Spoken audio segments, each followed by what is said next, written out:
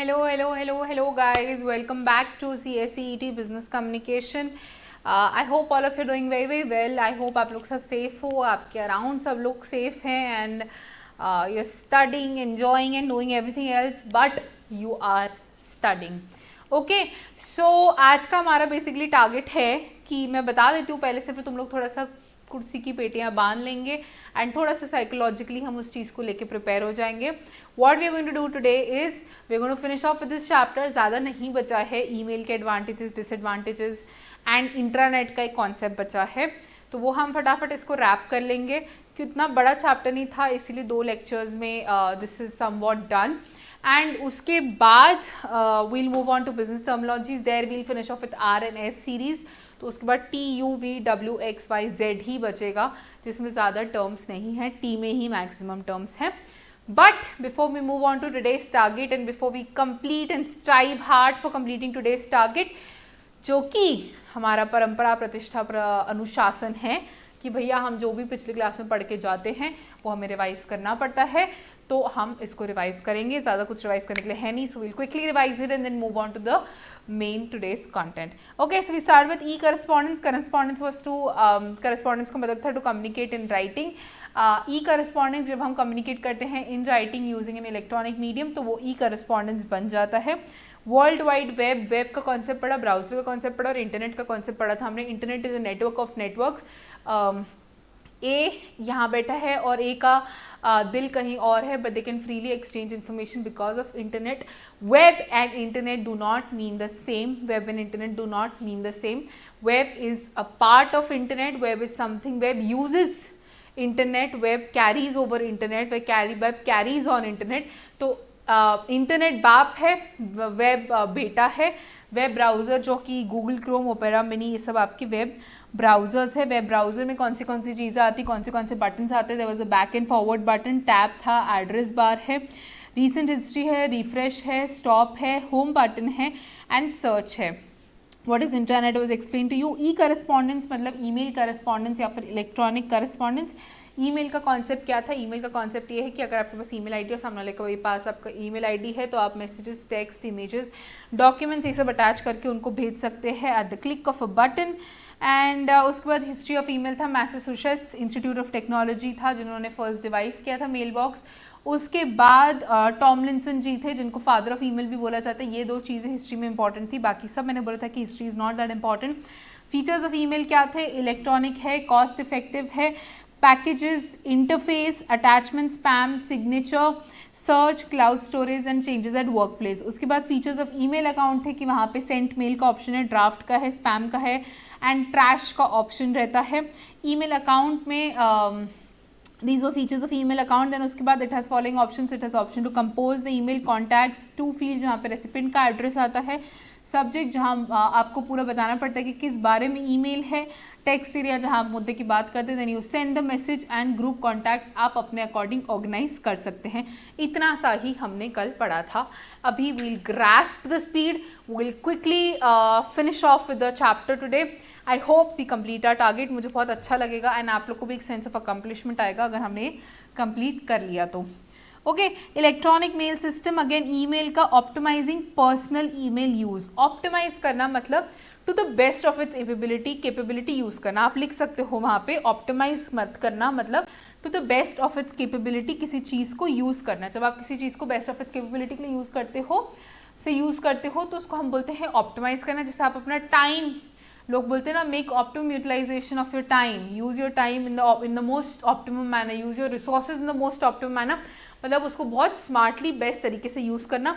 तो आप अपने ईमेल को बेस्ट तरीके से कैसे यूज़ कर सकते हैं वो यहाँ लिखा है, तो एक एक करके हम उसको पढ़ते हैं.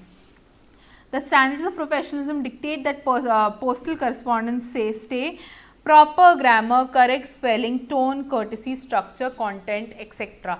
मतलब आपको अपना ग्रामर बराबर लिखना है. जहाँ कॉमा आना चाहिए वहाँ कॉमा आना है, जहाँ आपको फुल स्टॉप डालना है वहाँ फुल स्टॉप डालना है, जहाँ आपको सेंटेंस चेंज करने की ज़रूरत है वो सेंटेंस चेंज करना है. क्यों? क्योंकि all these things look professional. आपका जो कंटेंट है वो प्रॉपर क्रिस्प कंटेंट होना चाहिए. आपको प्लान करके अपना कंटेंट लिखना है. तो इस तरीके से आप अपने ईमेल का मोस्ट बेनिफिशियल यूज़ कर सकते हैं. Avoid emoticons. You can not use emoticons. This is not WhatsApp. Email, like I said, email is used for more formal correspondence, more business correspondence. वहाँ पे ये सब ये सब emojis यूज़ करना अलाउड नहीं है. ये वाले emojis you are not supposed to be use this emoji. आपको गुस्सा आ रहा है तो ये सब जो हम पुराने टाइम पे यूज़ करते थे, या for that matter animated emojis, you are not supposed to be using that. It has to be plain text, because ये सब चीज़ें इनफॉर्मल लगती हैं, ये सब चीज़ें फॉर्मल नहीं लगती, and it does not create a good impression. Okay, in official correspondence आपको अवॉइड करना. पर्सनल में तुमको कोई रोक सकता है कि यार तुम्हारे खुद के मम्मी पापा नहीं रोक पा रहे हैं, ये ICSI के नोट्स कौन से होते हैं या हम कौन होते हैं जो आपको रोक पाएंगे. All these guidelines of a personal correspondence that आपको लिखना है. एंड उसके बाद maintain proper accounts for official and personal emails. Many organizations have firewalls against personal emails like Yahoo, Gmail, etc. आपको एडवाइजेबल रहता है कि आप अपना एक जो बिजनेस ईमेल आईडी है वो अलग रखें और पर्सनल ईमेल आईडी अलग रखें. जैसे मेरा business email ID is different, जो मैंने आपको प्रोवाइड किया हुआ है, CA दिव्या वासवानी, जहाँ पे मैं आपके डाउट्स केटर करती हूँ, और मेरा personal email ID is different, जहाँ पे मैं अपने पर्सनल यूज़ के लिए यूज़ करती हूँ उसको. तो इससे क्या होता है, एक बहुत ही ईजी बाइफिकेशन हो जाता है. एंड जब या आपका अगर कंपनी का कोई वेब एड्रेस है तो आप वो कंपनी का ईमेल आईडी रखें. मोस्ट कॉर्पोरेट कल्चर्स में होता है, तो आप उस कंपनी का ईमेल आईडी यूज़ करो और पर्सनल ईमेल आईडी अपना ना दें. काफ़ी जगह रिस्ट्रिक्शन होता है कि पर्सनल ईमेल आईडी अलाउ नहीं करती है company. They only allow a corporate email ID to enter into the system. And again this helps you professionally also. जैसा मैंने आपको अगर अपना पर्सनल ईमेल आईडी दिया है तो उस पर सिर्फ आपके पर्सनल चीज़ें आती हैं, उस पर सिर्फ आपके डाउट्स वगैरह आते हैं या मेरे काम से रिलेटेड चीज़ें आती हैं, तो मेरे को उसको सॉर्ट करने में ईजी जाता है, मैं उसको प्रायोरिटी ज़्यादा देती हूँ. Okay, then avoid spamming. Maintain a proper distribution list of recipients for your mail. Spamming मतलब बार बार किसी को मेल भेजना.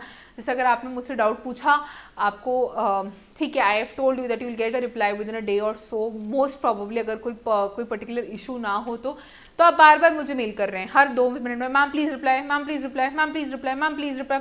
अरे मैम रिप्लाई करो ना, why aren't you replying, please are you ignoring me. This is called spamming. Unnecessarily messages भेजना आगे के. Be patient, wait for the message to come. Recipient को आप कंटिन्यूसली मैसेज नहीं करेंगे, वो उसको स्पैम माना जाता है. Okay, limit the size of your attachments to be received or sent out by email. Organizations have policies and limits for the size of attachments. This help monitor data security, virus attacks, etc. आपको एक decent size ही attach करनी है. आपको एकदम super large files you should not share via email. You can use Google Drive or you can use other methodologies to share a large email size, large file size. You should not use email as a medium to share a very huge sizes of data. Okay, have a standard signature for your official emails, name, designation, phone number. This helps in accurate identification. ऊपर आपको features में बताया गया था कि आप नीचे अपना सिग्नेटरी लगा सकते हैं. आप अपना नीचे सिग्नेचर का ऑप्शन आपके पास है करने का, तभी वो फीचर फीमेल में था. यहाँ वो आपको बोल रहे हैं कि आप अपना ईमेल को अगर ऑप्टिमाइज यूटिलाइज करना चाहते हैं तो वो सिग्नेटरी का ऑप्शन यूज़ करिए. आप अपना name, designation, phone number end में एज अ सिग्नेटरी यूज़ करिए. This will help you to use your email in the best of its capabilities. Okay, respond promptly to official email messages less than 24 hours. In case the response takes more detailed information, write a short reply explaining how long it would take for you to give a proper response. Non response sends out a wrong signal. जैसे अगर आपको बोला जाता है कि अगर कोई भी आपका बिजनेस ईमेल, ये सब जो भी हम बात कर रहे हैं वो बिजनेस ईमेल से ही रिलेटेड बात कर रहे हैं, कि अगर आपका कोई भी बिजनेस ईमेल है तो आप उसको जितना जल्दी हो सके उतना जल्दी रिस्पॉन्ड करिए. ऑफकोर्स ये नहीं बोल रहे हैं कि जल्दी रिस्पॉन्ड करना है तो कुछ भी रिस्पॉन्ड कर दिया. अरे मैडम आपने बोला था जल्दी रिस्पॉन्ड करने, तो मैंने घाई गड़बड़ में गलत रिस्पॉन्स कर दिया. No, think about it. Reply, give a proper reply as quickly as you can. And normal standard time माना जाता है कि 24 आवर्स के अंदर आपको रिप्लाई आ जाना चाहिए. बाय चांस 24 आवर्स के अंदर आप रिप्लाई नहीं कर पा रहे हैं क्योंकि आपके पास या तो वो इन्फॉर्मेशन नहीं, सपोज किसी ने कोटेशन मांगा आपसे तो आपके पास प्रॉपर इन्फॉर्मेशन नहीं है, प्राइसेस डिसाइड होने के हैं, या आप किसी पर्सनल कमिटमेंट में, आपके घर में किसी की डेथ हो गई and you are on leave for 3-4 days और whatever thing. So what is advisable is कि आप सामने वाले को रिप्लाई कर दे कि respected sir, I am currently on a leave due to personal reasons, hence this might take a little delay. There might be a little delay in replying to the mail and or replying or giving you the quotation. I hope you will cooperate with me for the same. If there is any other urgent issue, you can contact. आप किसी अपने colleague का number दे सकते हैं वहाँ पे. तो इस तरीके से सामने वाले को रिस्पेक्टेड फील होगा कि हाँ, ये मुझे रिप्लाई नहीं दे पाया ड्यू टू पर्सनल रीजंस और वॉट एवर रीजंस, बट इसने मुझे किसी और का नंबर दिया या इसने मुझे ये तो बताया कि मैं रिप्लाई नहीं दे सकता. तो सामने वाला उस आश में नहीं रहेगा कि अरे कब रिप्लाई आएगा, कब रिप्लाई आएगा, कब रिप्लाई आएगा. उसका काम अटका हुआ नहीं रहेगा आपके कारण. बट कभी भी आपको नो रिस्पॉन्स नहीं देना है. आप लेट रिस्पॉन्स कर रहे हैं तो आपको ये बताना है कि आप लेट रिस्पॉन्स आएगा इस चीज़ को लेके, एंड आपको उस चीज़ के लिए अपोलोजाइज करना है. नॉर्मली आपको प्रॉम्प्ट रिप्लाई देना है with in 24 hours. Okay, then set up efficient daily email practices. Today emails are configured on smartphones, further reducing the expected response time. आप अपने स्मार्टफोन में भी लिंक करके ईमेल कर सकते हैं, तो आपको बार बार डेस्कटॉप पे यूज़ करने की ज़रूरत नहीं, या मोबाइल आपके पास हमेशा ही रहता है, स्मार्टफोन आपके पास हमेशा ही रहता है. तो जैसे ही कोई ईमेल आता है ऊपर से नोटिफिकेशन पॉप होता है, अगर आपको लग रहा है वो इंपॉर्टेंट है तो आप उसको टाइमली रिप्लाई कर पाएंगे. Okay, so it is advisable कि आप अपने स्मार्टफोन में उसको कनेक्ट कर लें, उसको लिंक कर लें, so that आपको वो प्रॉपरली ईमेल्स मिलते रहे. Delete old messages that can clutter your inbox. Ensure that your inbox is not cluttered and allow for incoming messages without any delay. जो भी कूड़ा कचरा है, जो भी फालतू की मैसेजेस हैं मिंत्रा के, फ्लिपकार्ट के, समझे ना, 100000 यू हैव वन, वो वाले मैसेजेस हैं, तो वो मैसेजेस आप डिलीट कर दीजिए. वो मैसेज आप डिलीट करेंगे तो आपके पास एक क्लीन इनबॉक्स रहेगा, आपके पास जो काम के मेल्स है वो ही रहेंगे. तो फ्यूचर में अगर आपको किसी मेल पे गो बैक करना है, आपको किसी मेल को रिट्रीव करना है, या आपको किसी मेल को वापस से गो थ्रू करना है, तो आपके लिए ईजी होगा. एक ऑर्गेनाइज्ड अपना मेल बॉक्स रखिए. Review incoming emails only at 2 or 3 set times a day rather than peeking at each one as it comes. तो अगर आप स्मार्टफोन यूज़ कर रहे हैं तो आपको हर चीज़ का ईमेल आएगा. आपको मिंत्रा है तो उसका भी मेल आएगा, आपको फ्लिपकार्ट है तो उसका भी मेल आएगा, आपके बॉस ने मेल किया तो उसका भी मेल आएगा, हर चीज़ का मेल आएगा. तो आपको जैसे ही मेल आना, आपको मेल बॉक्स नहीं खोलना, unless and until of course subject से आपको समझ में आ रहा है कि इंपॉर्टेंट और आपको तुरंत ही खोलना है. तो ये एडवाइस किया जाता है, ये एडवाइजेबल है कि आप एक टाइमिंग्स फिक्स कर लीजिए, क्योंकि आपके पास 24 आवर्स का टाइम तो है रिप्लाई करने के लिए. तो आप एक टाइमिंग्स फिक्स कर लीजिए कि मैं ऑफिस जाते से, या जब मैं ऑफिस जा रहा हूँ रास्ते में, तब एक बार मैं अपना मेल बॉक्स चेक कर लूँगा, फिर एक बार लंच टाइम के पहले कर लूँगा, फिर एक बार ऑफिस निकलने से पहले कर लूँगा. तो इस समय आपने डिवाइड कर लिया हर 3-4 आवर्स के गैप में कि मैं इस टाइम पे मेल चेक करूँगा. तो आप इससे प्रॉम्प्ट रिप्लाई भी दे पाएंगे, और आपका ईमेल के अलावा जो बाकी काम है वो भी हो पाएगा. अगर हर ईमेल आने पे आप अपना मेल बॉक्स खोलेंगे तो आपकी बाकी काम में प्रोडक्टिविटी इम्पैक्ट हो जाएगी. Invest in supplementary tools that can block email spams and clogs many systems. यहाँ पे बहुत सारे ऐसे टूल्स आते हैं, एप्लीकेशंस आते हैं, जिससे आपका जो ईमेल है, जो स्पैम ईमेल्स है वो आपको आते नहीं है, वो ब्लॉक हो जाते हैं. तो इससे आपका ईमेल ज़्यादा ऑर्गेनाइज होता है. तो ये बोल रहे हैं कि आप उसमें इन्वेस्ट करिए, ऐसे एप्लीकेशंस लीजिए जो कि आपकी ईमेल में ये सब स्पैम्स आने से रोके. Use the reply and reply all feature with care. आप कभी भी देखना मेल पे 2 ऑप्शन रहते हैं, reply and reply all. Reply all मतलब जितने भी लोगों ने उस मैसेज थ्रेड में थे उन सबको रिप्लाई चले जाएगा, और रिप्लाई मीन्स कि सिर्फ आप एक इंसान को जिसने आपको वो मैसेज फॉरवर्ड किया है उसको जाएगा. तो आप हमेशा चेक करिए, क्योंकि बहुत सारे ऐसे मैसेजेस होते हैं जो आप सबके साथ कम्युनिकेट नहीं करना चाहते. जैसे अगर आपको ऑर्डर प्लेस करना है तो you do not want everybody else to know कि आप किस प्राइस पे ऑर्डर प्लेस कर रहे हैं. वो कॉम्पिटिटिव एडवांटेज उससे मिल जाता है. तो आप रिप्लाई और रिप्लाई ऑल का जो सिस्टम है वो ध्यान से देखिए before sending the mail finally. क्यों? क्योंकि it might leak a lot of information, it might cause a security threat. Okay, important, use the fields to CC and BCC appropriately. to ये CC BCC का concept है यहाँ पे, हम आपको समझा चुके हैं बिजनेस करेस्पॉन्डेंस के इस पे. आई होप आपको वो चीज़ याद होगी. Okay, so this was how to use your email in the most optimum manner, optimizing personal email use. तो यहाँ पे आपको प्रॉपर ग्रामर, क्या क्या चीज़ें हैं इसमें कि आपको प्रॉपर ग्रामर, टोन और स्पेलिंग्स वगैरह यूज़ करनी है. आपको इमोटिकन्स यूज़ नहीं करने हैं. आपको सेपरेट अकाउंट एडवाइजेबल रहता है कि आप पर्सनल और बिजनेस यूज़ के लिए सेपरेट अकाउंट रखें. स्पैमिंग नहीं करना है, large file size data attach नहीं करना है. प्रॉम्प्टली रिस्पॉन्ड करना है 24 आवर्स में. अगर प्रॉम्प्टली रिस्पॉन्स नहीं कर पा रहे तो एक मेल भेज देना है कि हम प्रॉम्प्टली रिस्पॉन्स नहीं कर पाएंगे अभी. एफिशिएंट ईमेल प्रैक्टिसेस सेटअप कर लीजिए. स्मार्टफोन में अपने ईमेल में लॉगिन कर लीजिए. 2-3 सेट टाइम्स एक डे में डिसाइड कर लीजिए जब आप ईमेल चेक करेंगे, तो उससे आपकी बाकी काम में प्रोडक्टिविटी इंपैक्ट नहीं होगी. एंड पुराने जो मेल्स हैं वो डिलीट कर दीजिए, सप्लीमेंट्री टूल्स में इन्वेस्ट कीजिए जो ब्लॉक और स्पैम करने में जो स्पैम मैसेजेस आपको ना मिले उसके लिए रिप्लाई और रिप्लाई ऑल का बटन ध्यान से केयरफुली यूज़ करिए। तो this way you can optimize your email. Then we come to CCBCC, मैंने आपको बता दिया। Proper email correspondence, there are proper ways of sending email to another person. Keep reading to see if you're being professional about it or not. As stated above, email correspondence comes in various colors and designs, and it is as creative as the sender makes it. Okay.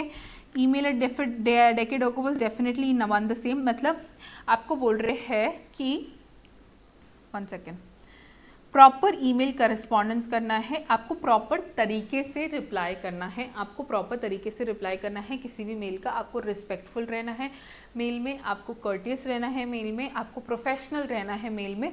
आप कुछ भी ऐसे फालतू की बातें नहीं कर सकते, आप डिसरिस्पेक्टफुली बात नहीं कर सकते, आप डिसकर्टेसी नहीं दिखा सकते, या कोई और बैड मैनरिज्म की कैरेक्टरिस्टिक्स वहाँ नहीं शो कर सकते। यहाँ पे एक एग्जाम्पल दिया है, we'll read it.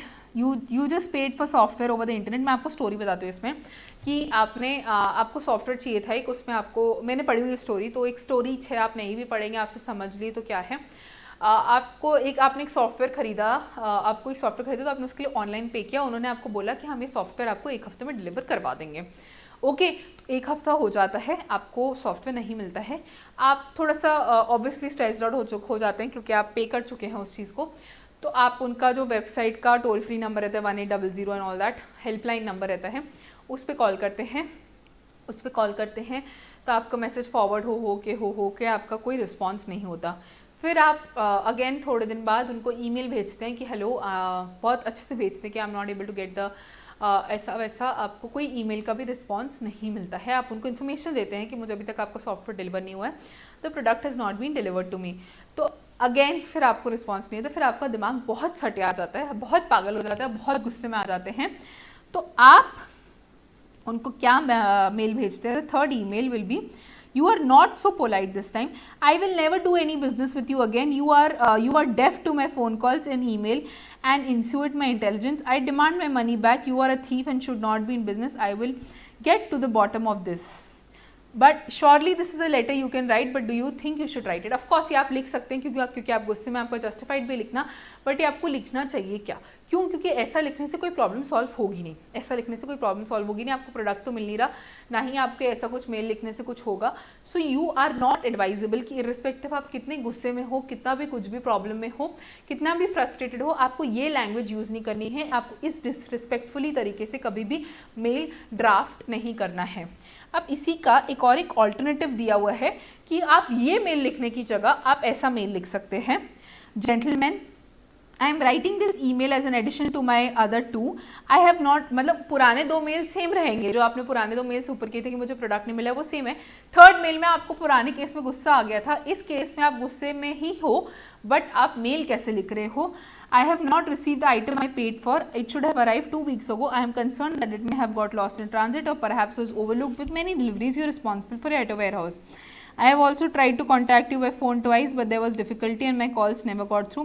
I would appreciate hearing from you regarding this matter. मतलब इसमें बता दिया उसने कि मैं 2 मेल इसके पहले लिख चुका हूँ, मैंने वेबसाइट पे टोल फ्री नंबर पे भी कॉल किया, मुझे उस पर भी कोई कस्टमर केयर पे भी कोई रिस्पॉन्स नहीं आ रहा है, मेरे को टेंशन हो रहा है कि क्या प्रॉब्लम है, मुझे अच्छा लगेगा अगर आप मुझे टाइमली रिप्लाई दे देंगे और बता देंगे कि एक्चुअली में इशू क्या है।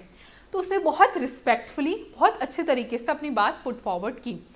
पिछले इसमें उसने बहुत बोला था कि तुम मेरे फ़ोन कॉल्स में डेफ हो तो I will see to it, I will never do business with you again, तो that was a disrespectful message. अभी उसने बहुत रिस्पेक्टफुली पुट फॉरवर्ड किया, तो क्योंकि उसने रिस्पेक्टफुली पुट फॉरवर्ड किया तो उसको रिप्लाई आया।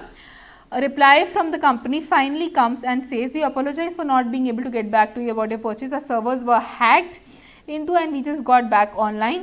It was also very alarming that we found a customer backup data was deleted. Please accept our apologies. Because of this delay, we are sending you free of charge, your purchase free of charge, and we hope this might retain you as one of our loyal customers.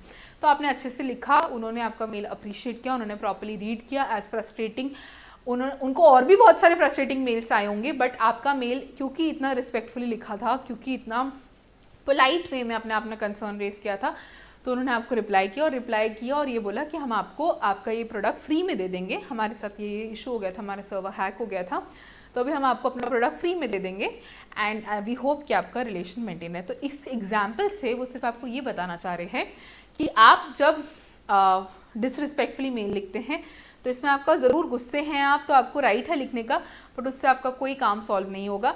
But on the other hand आप गुस्सा रहे कि भी जब polite email लिखते हैं, respectful email रहते हैं, तो उसमें शायद बात बन जाने के चांसेस बढ़ जाते हैं।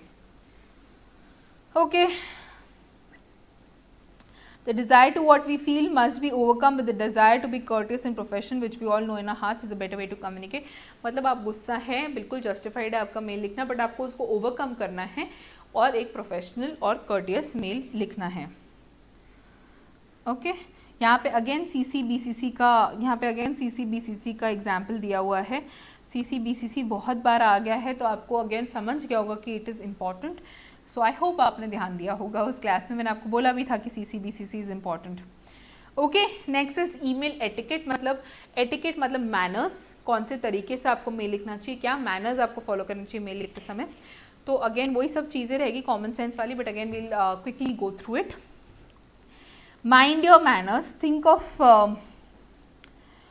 The basic rules you learn growing up, like saying please and thank you. आप हमेशा प्लीज़ यूज़ करिए कि please look forward into the matter, I am awaiting a response, I thank you for your reply.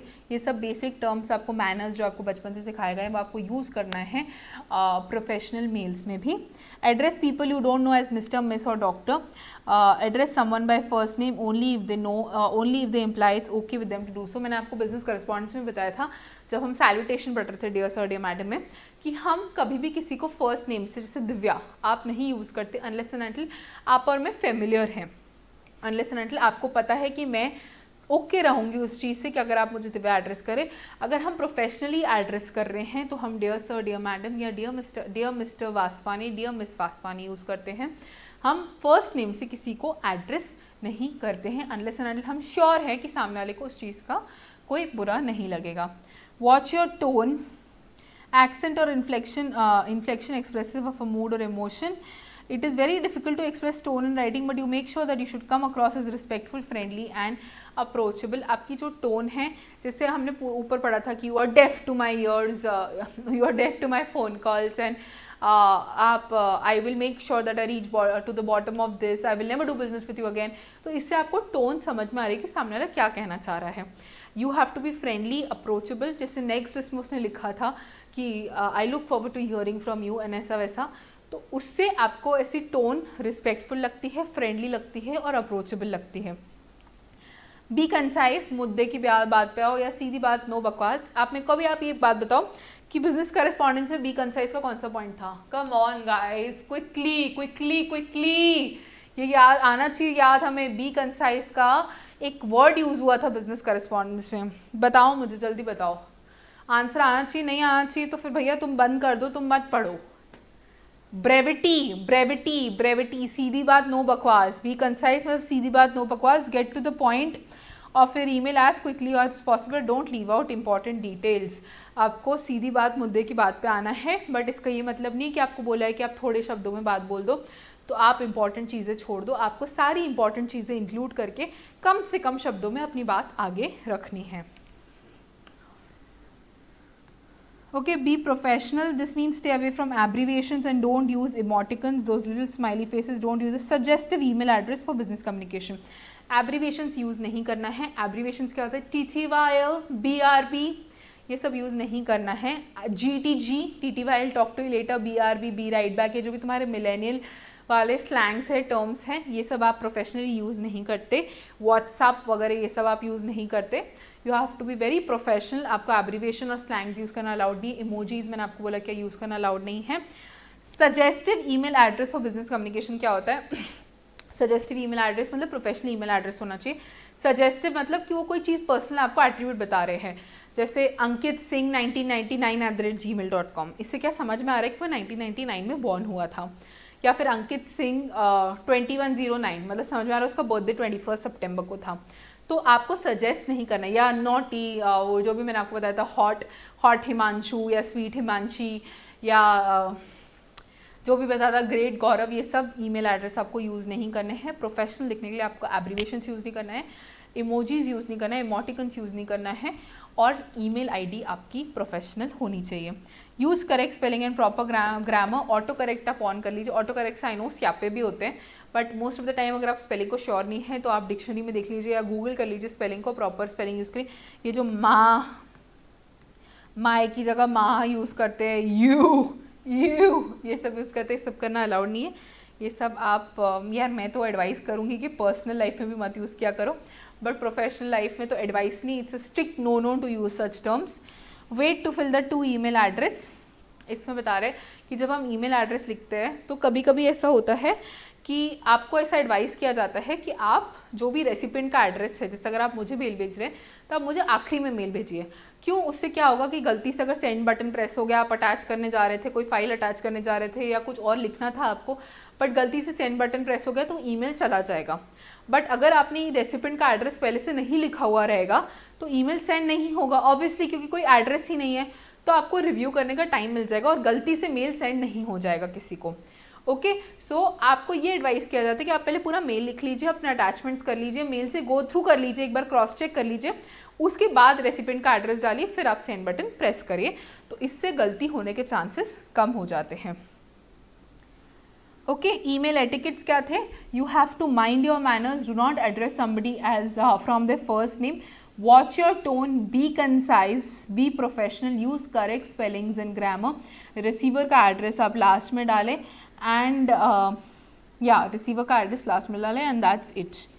Okay, advantages and disadvantages of email next topic है, basic topic है, again not a very rocket science topic, आप खुद भी assess कर सकते हैं, but again I will explain to you.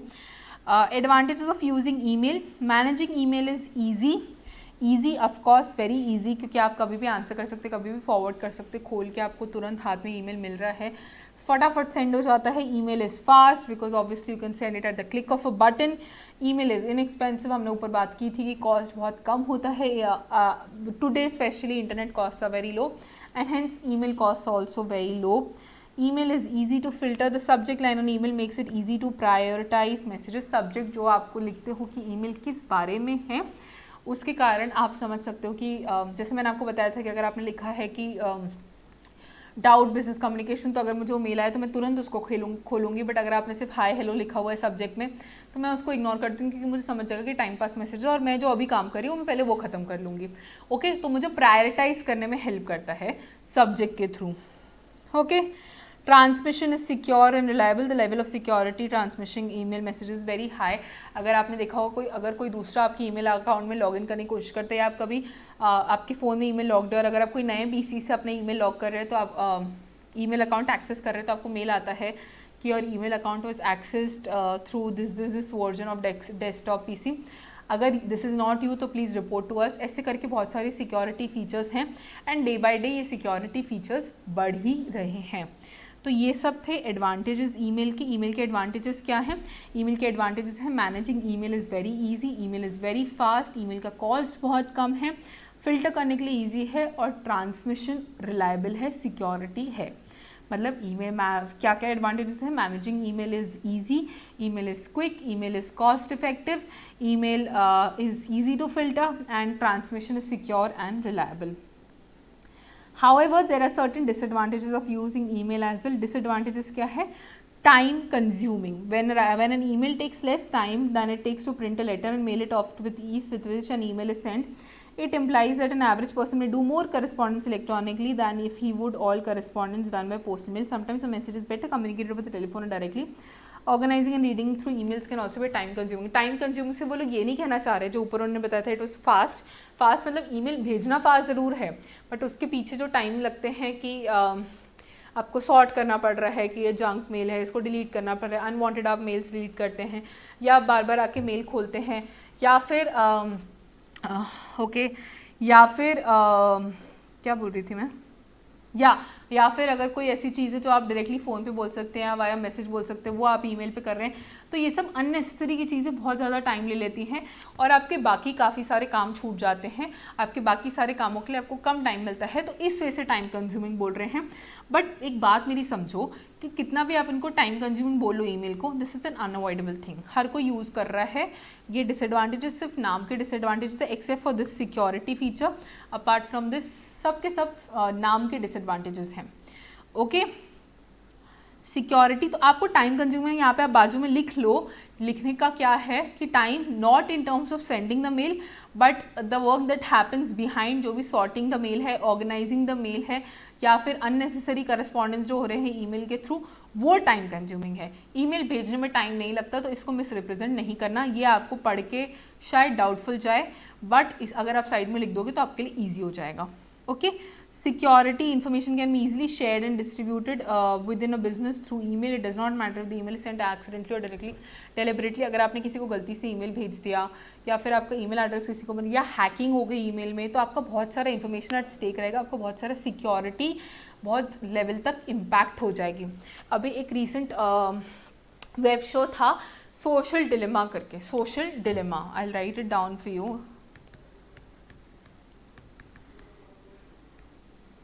Social dilemma, ये आपको शो देखना चाहिए, ये आपको शो देखना चाहिए। शो देख के आपको एक्चुअली पता चलेगा कि इंटरनेट पे कुछ भी रहता है that is not 100% private, and थोड़ा सा आप देख के डर भी जाओगे, घबरा भी जाओगे, but for your information and general knowledge you should watch it, you should watch this show for your information and general knowledge. Okay, तो ये मैंने थोड़ा सा आपको साइड का ज्ञान दे दिया, बट मैं देती रहती हूँ, ऐसा मुझे अच्छा लगता है देना, क्योंकि यार पर्सनालिटी डेवलप करना बहुत ज़्यादा ज़रूरी है, more than just bookish knowledge. Okay, तो सिक्योरिटी बहुत ज़्यादा इम्पैक्ट हो जाती है, अगर कभी गलती से किसी को और को मेल चले गया तो आपका बहुत सारा इन्फॉर्मेशन लीक हो सकता है, या हैक हो गया तो बहुत सारा इन्फॉर्मेशन लीक हो सकता है। इम्पर्सनल कम्युनिकेशन बोलते हैं ना कि जो फेस टू फेस में जो मज़ा है वो ईमेल के थ्रू या किसी भी वर्चुअल मीडियम के थ्रू नहीं है। ये हम पैंडमिक में, ये हम कोरोना वायरस के फेज़ में तो हम सब समझ गए हैं कि भैया जो फेस टू फेस में मज़ा था वो कितना भी वीडियो कॉल कर लो, कितना भी आप हाउजी खेलो, लूडो खेल लो, वो मज़ा नहीं है जो फेस टू फेस में है। सिमिलरली बिजनेस में जो फेस टू फेस कम्युनिकेशन का इम्पैक्ट है वो वो वर्चुअल कम्युनिकेशन में नहीं है, वो ईमेल्स के थ्रू नहीं है, तो ये एक डिसएडवांटेज हो जाता है कि वो पर्सनल टच उसमें मिसिंग रहता है ईमेल में। मिसअंडरस्टैंडिंग, बहुत सारे मिसकम्युनिकेशन हो सकते हैं। अगर आपने कोई जागरण लिखा है या होमोनिम से हम पढ़ेंगे कि जिन एक वर्ड है उसका दो अलग अलग मीनिंग है, जैसे एड्रेस हो गया तो एक घर का भी एड्रेस होता है, एंड हम किसी को अगर एड्रेस कर रहे हैं, हम किसी को बोल रहे हैं तो I am addressing this to you, ऐसा करके भी होता है, तो उसका अलग अलग मीनिंग लिया जा सकता है, या ऐसे बहुत सारे टर्म्स के कारण गलत फहमियाँ बढ़ सकती है ईमेल के कारण। ओके, वल्नरेबिलिटी क्या है कि वल्नरेबिलिटी ऑफ योर डेटा। आप अगर आपको फिजिकल लेटर्स मिल रहे हैं, आपको कभी भी हम डिसएडवांटेजेस पढ़ रहे हैं ना, तो डिसएडवांटेजेस हम in comparison to physical letters ही पढ़ रहे हैं कि फिजिकल लेटर्स में सिक्योरिटी ज़्यादा थी, ऑफकोर्स उसमें सिक्योरिटी का कोई इशू नहीं था, यहाँ पे सिक्योरिटी का इशू है। तो यहाँ पे वल्नरेबिलिटी का क्या है पॉइंट कि फिजिकल लेटर्स आपको मिलते थे तो आपको पाइल अप होते जाते थे, आपके पोस्ट बॉक्स में रहते थे, आपके जो भी ड्रॉप बॉक्स है वहाँ पे रहते थे। ईमेल में कैसा, आपका सब कुछ आपके अकाउंट में है। अगर जीमेल शट डाउन हो जाता है, या आपकी जिस भी इधर आपका ईमेल एड्रेस है जिस भी ब्राउज़र में, तो वो अगर शट डाउन हो जाता है, जिस ईमेल शट डाउन हो जाता है, याहू शट डाउन हो जाता है, तो आप उसके साथ साथ आपका पूरा डेटा भी लॉस्ट हो जाता है। So you are vulnerable, your data is vulnerable. Vulnerable मतलब एट रिस्क है वो चीज़, क्यों? क्योंकि आपके पास कोई मीडियम नहीं है उसको रिट्रीव करने का। अगर जीमेल ही शट हो गया तो उसके साथ साथ आपका अकाउंट भी शट हो गया, अकाउंट शट हो गया तो उसके साथ साथ आपका पूरा डेटा भी उड़ गया। Okay, whether an organization depends on internet connectivity. अगर इंटरनेट कनेक्टिविटी स्ट्रांग नहीं है तो आप ईमेल प्रॉपर्ली एक्सेस नहीं कर सकते। Internet is a prerequisite to using email. So ये एक डिसएडवांटेज हो जाता है कि अगर इंटरनेट स्ट्रांग नहीं है, इंटरनेट प्रॉपर नहीं है, तो ईमेल भी प्रॉपर्ली वर्क नहीं कर सकता। Email can not be considered as a confidential mode. या आप सोशल डिलेमा देखना आपको ज़्यादा बेटर तरीके से समझेगा। Email should not be consider replacement for direct face to face communication. क्यों? क्योंकि पर्सनल टच मिसिंग रहता है उसमें। Email can not be relied in case of emergency messages, the receiver may read it has it own convenient time. आप phone करके बोल दीजिए, क्योंकि सामने वाला कब ईमेल पढ़ता है ये आपको नहीं पता। Email depends on internet connectivity, internet बराबर नहीं है तो आपका ईमेल भी बराबर नहीं है। ये डिसएडवांटेजेस थे ईमेल के। Again, like I said, disadvantages हो नहीं हो, but email is an unavoidable thing and you cannot get away with it. Okay, disadvantages of email: it is time consuming, time not in sending the email but back end काम के लिए time consuming है, security की तरफ से खतरा है, impersonal communication है, पर्सनल टच मिसिंग है, मिसअंडरस्टैंडिंग का ज़्यादा स्कोप है, वल्नरेबिलिटी है आपके डेटा का, एंड इंटरनेट कनेक्टिविटी पे ही पूरा खेल डिपेंडेंट है। तो इससे दो पार्ट से ई करस्पॉन्डेंस में, एक ईमेल का पार्ट था और इंटरनेट का पार्ट था। इंटरनेट का पार्ट है मतलब ईमेल का part was a major part, email was a major chunk of this chapter. Internet के बारे में ज़्यादा इन्फॉर्मेशन नहीं दी है, आप देखोगे नीचे कि इंटरनेट का बेसिक एक्सप्लेनेशन दिया हुआ है और बेनिफिट्स दिए हुए हैं उसके, बस पर्पस में अगेन बेनिफिट्स ही एंड चैप्टर ख़त्म होता है। इसलिए मैंने बोला कि we are well on time, we can easily finish off this chapter अभी भी। तो इंट्रानेट पहली बात होता क्या है? इंट्रानेट पहली बात होता क्या है? क्या आप में से किसी को आइडिया है, कभी किसी ने सुना है कि इंटरनेट क्या होता है?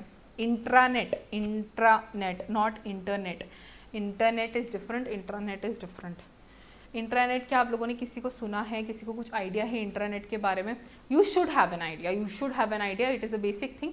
बट अगर आइडिया नहीं है तो this can be new concept for you and this can be concept, क्योंकि इसके चांसेस कुछ बच्चों को नहीं पता होने के होते हैं, तो इंस्टीट्यूट भी ऑटोमेटिकली इसको इम्पॉर्टेंट बना लेता है, इंस्टीट्यूट भी इस पे फोकस करता है और क्वेश्चंस पूछने के चांसेस बढ़ जाते हैं। तो आपको पहले समझना है the word intra. Okay, let's divide it. Intranet, intranet को हम ऐसे भी डिवाइड कर सकते हैं, इंट्रा प्लस नेट। मैंने आपको इंटरनल एक्सटर्नल मैंने आपको इंटर डिपार्टमेंटल और इंट्रा डिपार्टमेंटल, शायद मेरे ख्याल से पिछली क्लास ही थी, पिछली क्लास थी, जिसमें आपको समझाया था कि इंटर का मीनिंग क्या होता है, इंट्रा का मीनिंग क्या होता है। इंटर स्कूल से भी आपको समझाया था। तो इंट्रा का मीनिंग क्या होता है? Intra means within, intra department था, within the same department. Within अगर कोई एक ही रीच के अंदर चीज़ हो रही है तो उसको हम इंट्रा बोलते हैं। And net is internet. तो communication within the organization using the internet is called as intranet. Intra मतलब within the organization, इंटरनेट को हम नॉर्मली नेट भी बोलते हैं। within the organization जब हम इंटरनेट के थ्रू कम्युनिकेट करते हैं उसको हम बोलते हैं इंट्रानेट। भैया इंटरनेट पूरी दुनिया के लिए ओपन है, इंट्रानेट पूरी पब्लिक के लिए ओपन है। Intranet is restricted only to the organization. Intranet वो डेवलप करती है कंपनी कि हम as a company will use intranet, will communicate only through this medium.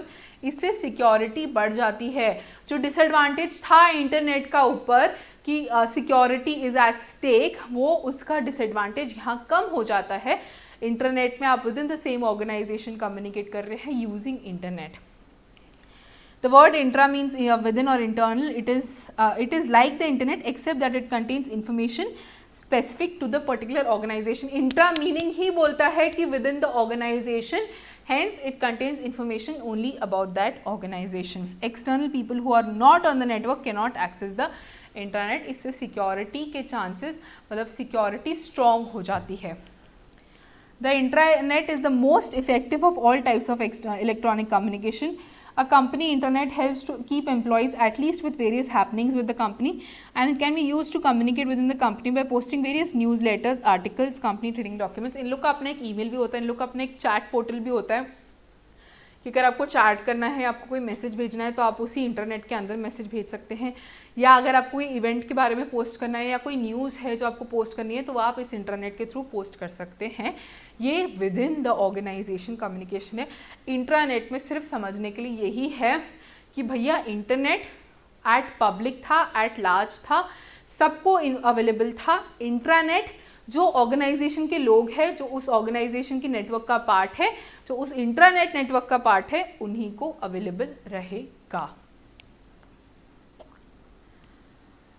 The intranet implies that only company employees who are on the server can access the company pages. It is different from internet, which is open to everyone who has an internet connection. This can also be an MCQ. Are intranet and intranet the same things? Of course not. Internet is different, intranet is different. Okay. Internet for companies are very secure in the sense that no one outside the company can access it. Like I said कि security enhance हो जाती है, security strong हो जाती है when we compare it to internet. The benefits of an intranet are that allows a certain communication area, central communication area for the entire company. पूरी company के लिए एक प्लेटफॉर्म है, पूरी कंपनी के लिए एक सेंट्रल एरिया बना के रखा हुआ है जहाँ पे वो कम्युनिकेट कर सकती हैं. बेनिफिट्स ऑफ इंट्रानेट दिया है, लास्ट टॉपिक है benefits of intranet.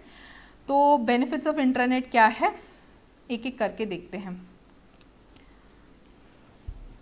Benefits of below are the benefits of intranet. Workforce productivity. Internet can help users to locate and view information faster and use application relevant to the roles in मतलब इनकी productivity enhance हो जाती है. क्यों?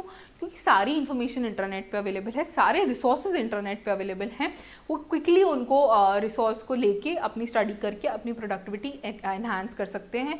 What ever resource they need, what ever means they need, that is available on the intranet. Hence it enhances the productivity of the people.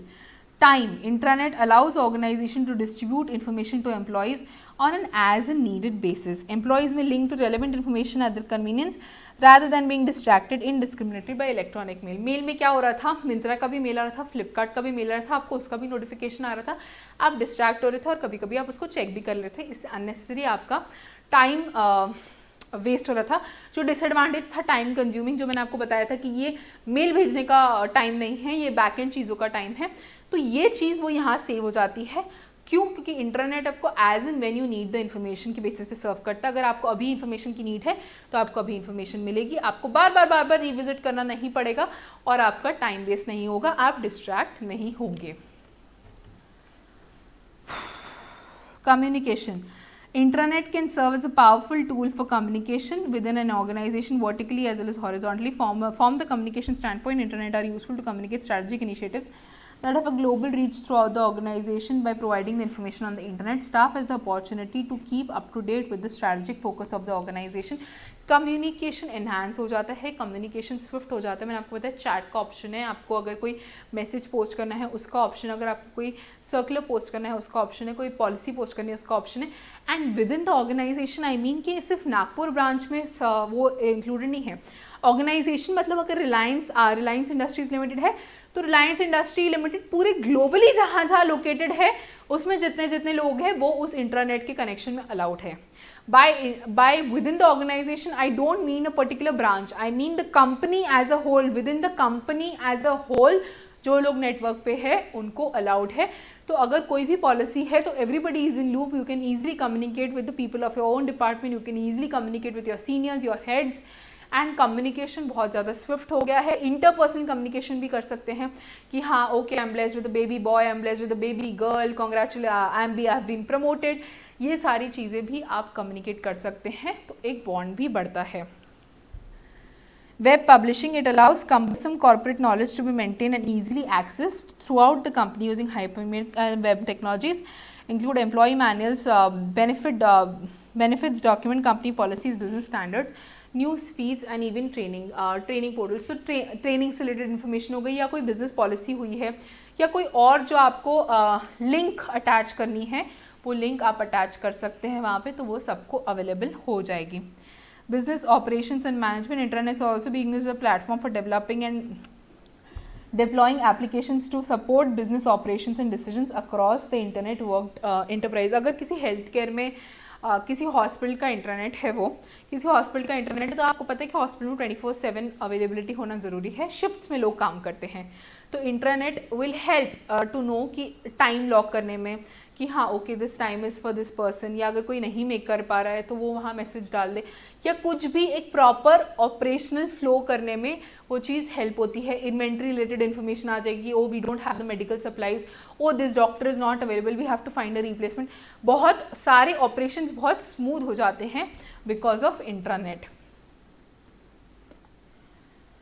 Cost effective, users can view information and data via web browser rather than maintaining physical documents. This is not in comparison with internet or email as such, this is in comparison to traditional जो letters वगैरह होता था कि आपको हर चीज़ का paper copy नहीं रखना है, आपको हर चीज़ पेपर फॉर्म में नहीं देनी है, तो you are saving a lot of paper, you are saving a lot of resources. क्यों? क्योंकि सब कुछ इंटरनेट पे अवेलेबल है, सब कुछ वहाँ पे पॉसिबल है। Okay, enhanced collaboration, information is easily accessible by all authorized users which enables teamwork। एक टीम को आपस में कम्युनिकेट करना है, जैसे मैंने कोलैबोरेशन बोला कि between purchase and sales department collaboration easily हो सकता है। क्यों? क्योंकि रियल टाइम सबको इन्फॉर्मेशन मिल रही है। क्यों? क्योंकि इन्फॉर्मेशन सबको एक ही पोर्टल पे मिल रही है, या मैंने आपको बताया कि हैव बीन प्रमोटेड, आप पर्सनल न्यूज़ शेयर कर रहे हैं, तो वो एक बॉन्ड बनाता है, वो एक टीम बिल्ड करता है, वो एक टीम बिल्डिंग को प्रमोट करता है। Promote common corporate culture, every user has the ability to view the same information within the internet, again same thing।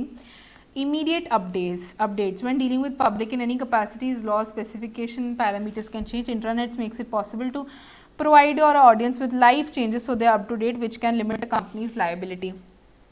Immediate update हो गया, जैसे अगर आपने किसी को, आपने अगर भले ग्रुप बना लिया कॉन्टैक्ट को, this is a marketing team, and भले आपने सबको एक साथ ईमेल कर दिया कि we have changed a policy from providing 10% discount to only 5% discount now, but उसमें से किसी ने खोला होगा ईमेल, किसी ने नहीं खोला होगा, कोई छुट्टी पे होगा या कुछ होगा या कोई भी सीन होगा, इंटरनेट के थ्रू अगर आपने एक साथ पोस्ट कर दिया कि ओ रियल टाइम आपको अपडेट वहाँ मिल जाता है। अगर आप लॉग्ड इन हो तो you are real time update to the fact कि this policy has been changed and you are up to date, you are at par with whatever changes have been happening in the company. Okay, so this was benefits of intranet. Benefits of intranet क्या है? Benefits of intranet है workforce, benefits of internet है workforce productivity, it saves time, communication, web publishing, business operations and management, cost effective, enhances collaboration, promote common corporate culture and immediate updates। again benefits of internet क्या क्या है? workforce productivity, time, communication, web publishing, business operation management, common cost effective, enhance collaboration, promote common corporate culture and immediate updates, supports a distributed computing architecture, the internet can also be linked to companies management information system, for example है time keeping machine, ये हम भूल गए थे, ये हमने skip कर लिया था, MIS हमने पढ़ा था, उससे भी लिंक करके आप इसको यूज़ करेंगे तो आपको और ज़्यादा बेनिफिट्स मिलते हैं। Okay, purpose of internet is again somewhat link to benefits of internet. इसको एक बार आप रीड कर लेंगे, एक ही बार, अगर आप पहली बार पढ़ रहे हैं तो आप इसको सिर्फ रीड ओनली कर लें, not much to explain in this, rather nothing to explain in this. Intranet में बेसिकली बच्चे आपको सिर्फ ये समझना है कि communication within the organization, within the company, जो कम्युनिकेशन हो रहा है यूजिंग इंटरनेट, उसको हम इंट्रानेट बोलते हैं। And within the organisation जो नेटवर्क है उसको इंटरनेट बोला जाता है। एंड ये इंटरनेट से इसलिए बेटर है क्योंकि ये ज़्यादा सिक्योरिटी प्रोवाइड करता है, बहुत सारे इसके एडवांटेजेस हमने पढ़े हैं। So with this we finish off with the chapter and ये कुछ MCQs हैं, but again MCQs करने के पहले क्या करते हैं हम? MCQs करने के पहले बताइए, अब तक तो पता चल जाना चाहिए आपको। अगर अभी भी आपको नहीं पता है कि MCQs करने के पहले हम क्या करते तो आप खोए हुए हैं, मेरी जान, आप खोए हुए हैं।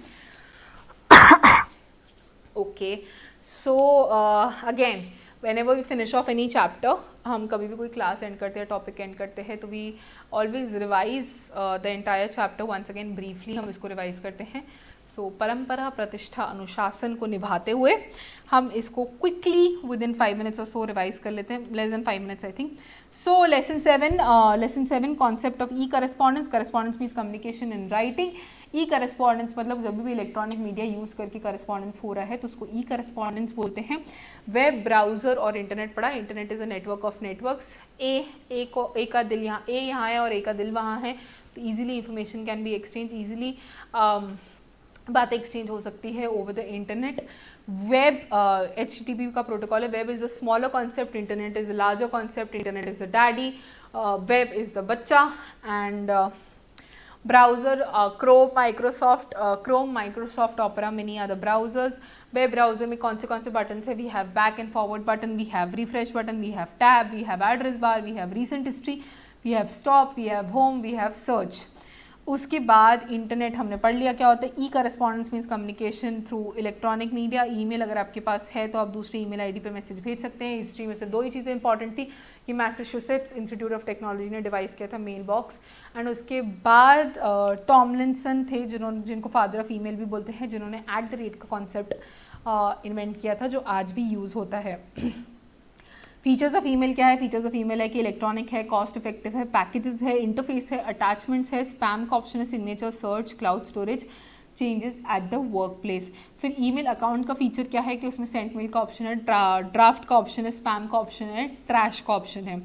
Email account in general gives an option to compose the mail. Contacts का ऑप्शन है, 2 फील्ड जहाँ पे रेसिपिएंट का एड्रेस आता है, सब्जेक्ट जो आपको ब्रीफली बताना है कि किस बारे में है ईमेल, एंड टेक्स्ट एरिया जहाँ मुद्दे की बात होगी, send and group contacts where you can organize. Electronic mail system में आपको पता है कि आप ऑप्टिमाइज कैसे, ऑप्टिममली कैसे पर्सनली ईमेल यूज़ कर सकते हो to the best of its capabilities.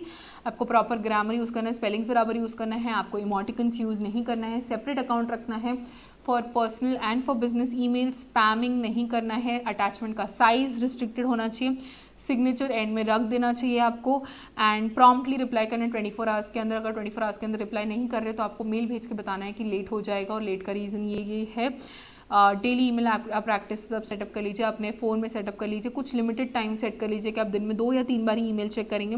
Supplementary tools जो आपको प्रोटेक्ट करेंगे ब्लॉक स्पैम मेल से, एंड रिप्लाई ऑल का आपको फीचर बहुत ध्यान से यूज़ करना है। ईमेल करस्पॉन्डेंस हमने एग्जाम्पल देखा था कि आप जिस वे से ईमेल में लिख रहे हैं बात, उससे बहुत फ़र्क पड़ सकता है, उससे बात बन या बिगड़ सकती है। ईमेल एटिकेट्स मतलब मैनर्स, आपको मैनर्स माइंड करने हैं, आपको प्लीज़ थैंक यू जो आपको बचपन से सिखाया गया वो आपको यूज़ करना है। मिस्टर मिसेज डॉक्टर या आपको लास्ट नेम यूज़ करना है, फर्स्ट नेम आप यूज़ नहीं करना है अनलेस आपको पता है कि सामने वाला कंफर्टेबल है। आपको अपनी टोन फ्रेंडली एंड अप्रोचेबल रखनी है, रूड नहीं होनी चाहिए आपकी टोन, कंसाइज कम शब्दों में अपने मुद्दे की बात कहनी है, पूरी इंपॉर्टेंट बात बोलनी है, आपको प्रोफेशनल रहना है, ईमेल आईडी गलत यूज़ नहीं करना है, इमोजीज नहीं यूज़ करना है, एब्रीविएशंस यानी कि शॉर्ट फॉर्म्स यूज़ नहीं करना है, स्पेलिंग और ग्रामर प्रॉपर होना चाहिए। टू ईमेल एड्रेस आपको एडवाइस किया जाता है कि आप रेसिपिएंट का एड्रेस हमेशा लास्ट में डालें ताकि गलती से कुछ गड़बड़ ना हो जाए। एडवांटेज क्या है? Managing email is easy, email is quick, email is cost effective, email is easy to filter, transmission is secure and reliable. Disadvantage क्या है कि time consuming not in sending emails but other backend के लिए, security है, impersonal communication है, misunderstanding है, vulnerability है, और इंटरनेट कनेक्टिविटी पे मेनली डिपेंडेंट है। इंट्रानेट हमने पढ़ा था, internet means communication within the organisation, जो विद इन द ऑर्गेनाइजेशन जो चीज़ network within the organisation जब एक कम्युनिकेशन नेटवर्क डेवलप होता है तो उसको हम इंट्रानेट बोलते हैं।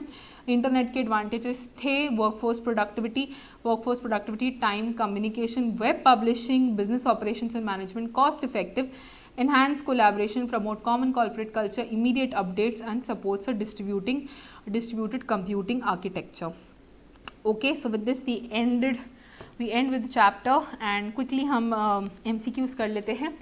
Email can be filtered using the dash option which prevents unwanted mails. Unwanted mail से ही आपको आ जाना चाहिए है spam.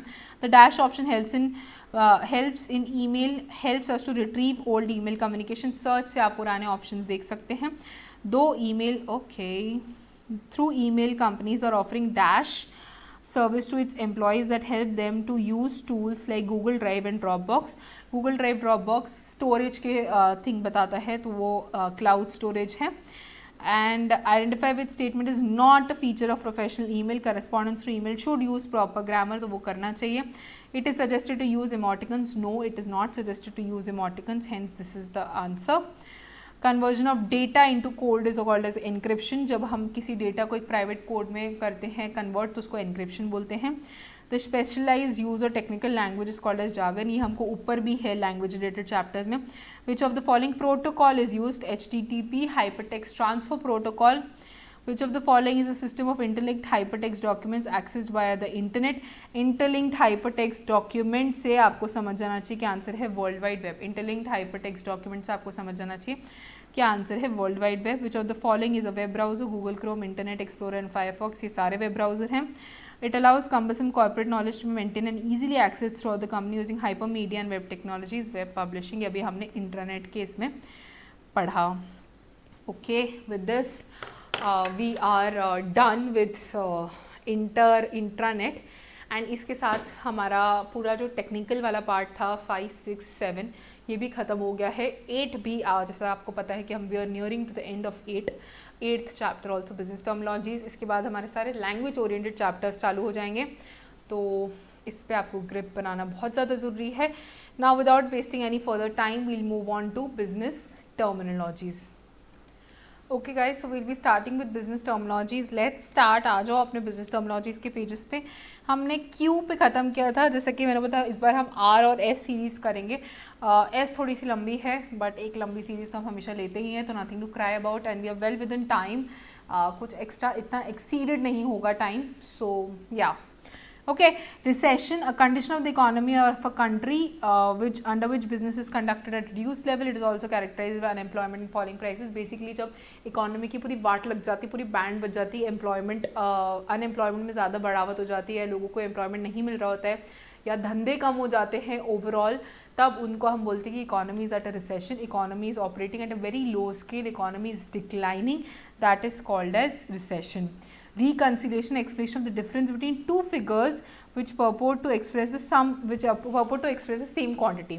इसका आपने बैंक रिकन्सिलेशन का देखा होगा एग्जाम्पल. बैंक रिकन्सिलेशन मतलब बैंक के बैलेंसेस का ही रिकन्सिलेशन हो रहा है, सेम क्वांटिटी है बैंक के balances, but bank balance in your books is different and bank balance in your cheque book is in your passbook is different. So उसको हम रिकन्साइल करते हैं और रीजंस बताते हैं कि इस कारण से रीज़न आ रहा है. अगर हम ये रीजंस को इनकॉर्पोरेट कर ले, हम ये रीजंस को कंसिडर करें, तो हमारा बैलेंस बराबर हो जाएगा. ये रीजंस क्या है ये आप अकाउंटेंसी में पढ़ चुके हैं. तो ऐसे जब किसी एक पर्टिकुलर सेम क्वांटिटी को हम दो अलग अलग डिफरेंसेस को रिकन्साइल करते हैं तो उसको रिकन्सिलेशन बोलते हैं. इसका एग्जाम्पल है bank reconciliation. Record date, a date on which the records of a company are closed for the purpose of determining the stockholders to whom dividends are paid. हमने ऊपर भी पढ़ा था कि जब डिविडेंड अगर डिक्लेयर करना है 30 तारीख को, तो 25 तारीख को रिकॉर्ड डेट क्लोज कर लेते हैं कि इसमें हम और अभी रजिस्टर में अपडेट नहीं करेंगे नाम. 25 तारीख तक जितने रजिस्टर में नाम अपडेटेड है उन्हीं को डिविडेंड जाएगा. उनके ट्रांजैक्शंस वैलिड हैं, उनके ट्रांसफर्स वैलिड हैं, बट ये अपडेट डिविडेंड देने के बाद ही होंगे. डिविडेंड देने के लिए रिकॉर्ड डेट हमने 25 को क्लोज कर दी है. Remittance, an amount of money sent by one person to another person, usually by post. I have remitted this amount to you. Please remit this amount to me. मतलब एक इंसान से दूसरे इंसान को पैसे देना via post. That is called as remittance. Repo rate or the repurchase rate is the rate at which a bank borrows money from RBI. The bank pledges or sells government securities to the RBI for the same. These loans are usually for a period up to 2 weeks. तो bank जिस rate पे RBI से money borrow करता है उसको repo rate बोलते हैं. Bank जिस रेट से RBI से मनी बोरो करता है उसको रेपो रेट बोलते हैं. I am sure you studied about it in economics also, you studied about it earlier also, कि बैंक को अगर फंड्स कम जा रहे हैं, बैंक को अगर सर्कुलेशन में कम जा रहा है, तो वो रेपो रेट जिस पे वो बोरो करता है, RBI से बोरो करते हैं, उसको रेपो रेट बोलते हैं. एंड ये रेपो रेट के बेसिस पे हमारे इंटरेस्ट रेट जिस रेट से हम बोरो कर सकते हैं पैसे, उस पर भी इम्पैक्ट आता है, but obviously.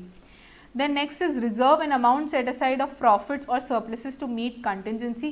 Whenever we set aside an amount for a certain purpose, it is called as reserve. अब ये किसी भी चीज़ के लिए रिजर्व हो सकता है, जैसे डिबेंचर रिडेम्पशन रिजर्व हम बनाते हैं. Debenture redemption reserve we set out for a particular purpose. तो ऐसे जब हम अपने प्रॉफिट्स में से किसी अमाउंट को सेट असाइड करते हैं फॉर अ पर्टिकुलर रीजन, तो that setting aside of amount is called as reserve. Reserve price, the minimum price set in advance that is acceptable to the auctioneer so as to ensure that the object for sale will not be sold at a value too low. आप reserve price मतलब आप एक price declare कर देते कि चाहे जो हो जाए इस प्राइस के नीचे नहीं बिकना चाहिए, इस प्राइस के नीचे I am not ready to sell my product. तो reserve price is nothing but minimum price. Reserve price is nothing but minimum price that you set out for your product, that इसके नीचे I am not going to sell. Retail rate, the sale of goods to the final consumer. अब जो भी है आपको पता है manufacturer wholesaler को बेचता है, होलसेलर रिटेलर को बेचता है और रिटेलर फाइनली हमको बेचता है. तो इसमें रिटेलर कौन हुआ? जो फाइनल कस्टमर को जो आगे नहीं बेचेगा, जो कंज्यूम करेगा उस प्रोडक्ट को, उसको जो बेचता है उसको रिटेलर बोलते हैं. ओके, उसको रिटेल ट्रेड बोलते हैं। Retained earnings, just like it sounds the term responsible any profits that are earned और रिटेन्ड इन द बिजनेस। जो भी प्रॉफिट होता है उसके, कंपनी में अगर कोई दो प्रॉफिट होता है तो उसके दो ऑप्शन होते हैं, या तो आप उसको रिटेन कर लीजिए कंपनी में, या तो आप उसकी डिविडेंड कर लीजिए। रिटेन कर लीजिए मतलब उसको कंपनी में ही वापस से इन्वेस्ट करिए, उसको कंपनी के अंदर ही रहने दीजिए, तो उसको हम बोलते हैं retained earnings. Retrospective, taking effect as though it had occurred at an earlier effect, जिससे आपको कभी कोई नोटिफिकेशन आता है तो this will retrospectively be applicable from this date. Retrospectively मतलब हम बैक डेट जाके उस प्रोविजन को अप्लाई करेंगे। इसका ये मतलब है कि भले वो प्रोविजन आज अनाउंस हुआ है, बट अगर उसमें लिखा है कि this will be retrospectively applicable, तो इसका ये मतलब होगा कि हम उस डेट से काउंट करेंगे कि ये प्रोविजन एप्लीकेबल है और उस अकॉर्डिंग अब आगे प्रोसीड करेंगे। मतलब पुरानी डेट से कोई चीज़ एप्लीकेबल हो जाना, जो डेट बीत गई है उस दिन से कोई चीज़ एप्लीकेबल कर देना, उसको हम बोलते हैं retrospective. Reverse repo rate, when banks have surplus funds deposit with RBI. Repo rate क्या था? रेपो रेट ऊपर हमने पढ़ा, रेपो रेट था कि जब बैंक्स के पास फंड्स कम है तो वो आरबीआई से बोरो करती है। रिवर्स रेपो रेट इज उल्टा, कि बैंक्स के पास जब सरप्लस फंड्स है तो वो आरबीआई के पास डिपॉजिट कर देती है एंड आरबीआई उनको रिवर्स रेपो रेट के ऊपर इंटरेस्ट देता है। Okay, revolving credit, the facility to borrow money. Okay, revolving credit, the facility to borrow money up to a certain specified amount and replace one borrowing that has been paid off। मतलब एक limit कर दी, 1 करोड़ की limit कर दी, उसमें अगर आपके छोटे छोटे लोन्स हैं तो अगर आपने वो लोन रीपे कर दिया तो ऑटोमेटिकली वो लिमिट रिन्यू हो जाएगी। आपने अगर एक लिमिट आपके पास है कि 1 करोड़ तक के आपको लोन्स मिल सकते हैं, तो आपका भले आपके 10-10 लाख के 20-20 लाख के लोन है और अगर आपने एक लोन को रीपे कर दिया तो ऑटोमेटिकली फिर वो 25 लाख का आपको वापस से क्रेडिट मिल जाएगा, आपको 25 लाख का लोन ऑटोमेटिकली मिल जाएगा। Rigged market, manipulation of share prices to attract buyers and sellers. ऊपर से हमने प्राइस रिगिंग पढ़ा था कि हम गलत तरीके से जब प्राइस को अफेक्ट करते हैं तो उसको प्राइस रिगिंग बोलते हैं। Rigged market is again same thing, क्योंकि मार्केट पूरा प्राइजेस के बेसिस पे ही करता है, तो जब हम प्राइजेस में फ्लक्चुएशन करते हैं, जब हम प्राइस रिगिंग करते हैं तो वो रिग्ड मार्केट सेटअप हो जाता है, जिससे बायर एंड सेलर को गलत इन्फॉर्मेशन पास ऑन होती है। Royalty payment made to the owner of a property for permission to use it. Royalty मतलब आप किसी चीज़ को यूज़ करने की परमिशन दे रहे हैं। अगर किसी का कोई सॉन्ग है, कोई सॉन्ग है किसी ने गाया है और अगर आपको यूज़ करना है वो किसी पर्टिकुलर चीज़ के लिए, तो आप उसको रॉयल्टी देते हैं कि मैं इसको यूज़ करना चाहता हूँ, ये आपका क्रिएशन है बट मैं इसको यूज़ करना चाहता हूँ, क्योंकि मैं इसको यूज़ कर रहा हूँ तो मैं इन रिटर्न आपको एक कंपनसेशन दूंगा, वो कंपनसेशन को बोलते हैं royalty. Rummaging, a search through a thorough search of a ship by custom officer to detect contraband और undeclared dutiable cargo। कार्गो मतलब जो भी आपको कोई भी शिप आ रही है, अगर आप कस्टम से कुछ मंगा रहे हैं तो वो शिप में आपको सब कुछ डिक्लेयर करना है कि इस चीज़ पे कस्टम ड्यूटी लगती है, इस चीज़ पे कस्टम ड्यूटी नहीं लगती है। अब जो भी सामान है उसमें वो आपको डिक्लेयर करना पड़ता है। रामेजिंग मतलब वो सर्च करते हैं उन चीज़ों के लिए कि ऐसी कोई चीज़ है जिस पे ड्यूटी लगती है और आपने हमें बताई नहीं, या फिर आपने वो चीज़ डिक्लेयर ही नहीं की। तो ये जो इन्वेस्टिगेशन प्रोसेस है to find out if there is anything which is dutiable और if there is anything which you have not told us, that is called as rummaging. SAFTA, South Asian Free Trade Area, again only full form, salvage, recovering items from a site of destruction। salvage मतलब आपने सुना होगा salvage value। salvage value मतलब वो पूरा exhaust हो चुका है, वो एसेट पूरा डिस्ट्रक्ट हो चुका है, उसके बाद ये पूरा डिस्ट्रक्ट होने के बाद, पूरा यूज होने के बाद क्या उसकी वैल्यू मिलती है एंड में, उसको हम बोलते हैं salvage value। Sampling a method of drawing conclusion about the whole by examining portion of it selected at random. Sampling मतलब एक बहुत बड़ी पॉपुलेशन, अगर आप ऑडिट कर रहे हैं, सपोज फॉर एग्जांपल आपको 10,000 बिल्स दिए हुए हैं और आपको बोला कि 10,000 बिल्स चेक करने हैं, तो ऑब्वियसली इट्स नॉट पॉसिबल। तो आप क्या करते हैं, सैम्पलिंग मेथड यूज़ करते हैं। बहुत सारे सैम्पलिंग मेथड होते हैं, सिंपल सैम्पलिंग, रैंडम सैम्पलिंग, या रैंडमली, अगर रैंडम सैम्पलिंग आप फॉलो करें तो रैंडमली आप 10,000 में से 1000 ऐसे इन्वॉइसेस निकाल लेते हैं और आप उसको चेक करते हैं, और अगर वो 1000 इन्वॉइसेस बराबर आते हैं तो आप एस्टिमेट कर लेते हैं कि बाकी के 9000 भी बराबर होंगे और पूरा 10,000 होंगे। मतलब एक पूरी पॉपुलेशन में से, वो 10,000 की पॉपुलेशन में, you select a small sample, you select a small size that 1000 invoices and basis of that small size you judge the entire population। Scam or fraudulent activity, usually small sum of money is obtained from a large number of persons so the activity is not detected। ये bank fraud scams हो रहे हैं आजकल, bank scams हो रहे थे, आपको call आता है कि आप अपना ईमेल आईडी पासवर्ड दीजिए, आपका अकाउंट हैक हो गया है, और आपको बैंक से भी मैसेज आता है कि please do not share your email ID and password anywhere, please do not share your account details. तो आपको कॉल करते हैं कि आपको पेटीएम में इतना इतना पैसा मिला है, आपको सिर्फ ये डिटेल्स डिक्लेयर करनी है और आपको पैसा मिल जाएगा। तो ये जो उल्लू बनाने के तरीके, छोटे छोटे अमाउंट्स को लेके बहुत सारे लोगों को एक साथ जब उल्लू बनाया जाता है तो उसको हम बोलते हैं scam. SEBI, security exchange and board of India. Secured loan, जब आप लोन ले रहे हैं, many lenders will require some form of security when loaning money। जब आप कोलैटरल प्रोवाइड कर रहे हैं, जब आप सिक्योरिटी प्रोवाइड कर रहे हैं कोई लोन लेने के लिए, तो उसको बोलते हैं सिक्योर्ड लोन। सिक्योर्ड लोन क्यों बोलते हैं? क्योंकि वो लोन सिक्योर है। कल को अगर आप वो लोन नहीं भी पे कर पाते हैं तो आपने जो सिक्योरिटी दी है उसको बेच बाच की लोन रिकवर हो सकता है। Segmental reporting, reporting on various segments of a business activity. अगर बहुत सारे सेगमेंट्स हैं आपके, सपोज आप बहुत सारे प्रोडक्ट्स में डिवाइड करें, तो प्रोडक्ट को अगर एक सेगमेंट ले लें हम, तो उसकी अलग अलग रिपोर्टिंग होगी। जैसे उसकी सेल्स इतनी है, उसका कॉस्ट इतना है, उसको अलग एक कंपनी, अलग उसको अलग डिवीजन माना जाता है, उसको अलग कंपनी की तरह मान के रिपोर्टिंग की जाती है। जैसे हम कंपनी का सेल्स माइनस कॉस्ट और प्रॉफिट बताते हैं, वैसे अगर आप एक प्रोडक्ट को सेपरेट सेगमेंट मान रहे हैं तो आप हर प्रोडक्ट का सेल्स माइनस कॉस्ट प्रोडक्ट करके जब रिपोर्टिंग करते हैं तो उसको बोलते हैं segment reporting. Set off a claim of one party when adjusted against an amount payable to another. मेरे को आपको 100 रुपये देने थे और आपको मुझे 40 रुपये देने थे। मेरे को आपको 100 रुपये देने थे और आपको मुझे 40 रुपये देने थे।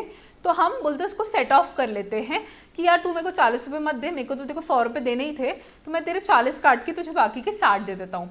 तो इस प्रोसेस को जब हम एक दूसरे की एडजस्टमेंट कर लेते हैं एक दूसरे की लायबिलिटी का, उसको बोलते हैं set off. Okay.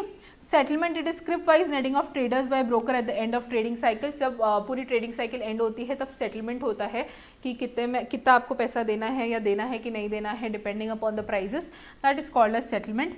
Share, a unit of capital in the company. If you are investing in the company, they give you a share of the company, they give you a unit in the company, they make you the owner of the company, that is called a share.